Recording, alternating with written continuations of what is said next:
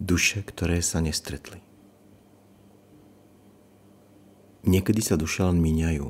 Nie preto, že by nechceli byť spolu, ale preto, že ešte nie je čas. Nie je to chyba.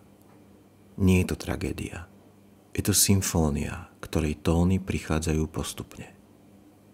V živote sa stretávame s ľuďmi, ktorí sa nás dotknú pohľadom, nie slovami, nie skutkami, len prítomnosťou.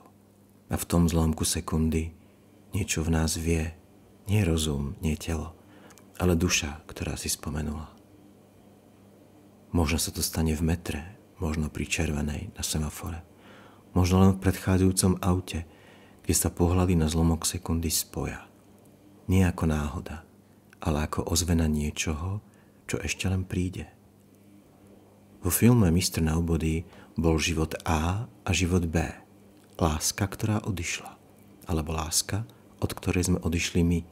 A potom bol ešte tretí život, ten, v ktorom sme sa nerozhodli. V tom treťom živote sa duše míňali. Nie z nedostatku lásky, ale z nedostatku času. Niektoré spojenia totiž potrebujú dozrieť. Nie cez slová, nie cez stretnutia, ale cez tiché záblesky. Malé okamihy, v ktorých cítime prítomnosť niekoho, kto ešte nemá meno. A tak sa míňame. Znova a znova, nie ako neznámy, ale ako bytosť, ktorú niekde vo vnútri poznáme, ale ešte sme si ju nepriznali. Nie je to bolesť. Je to očakávanie bez dôvodu. Nevedomé poznanie. Pocit, že raz niekde, v inom čase, v inom rozhodnutí sa tie duše nájdu.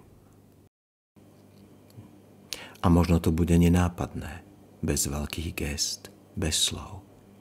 Len pohľad, ticho. A tentokrát sa neminú.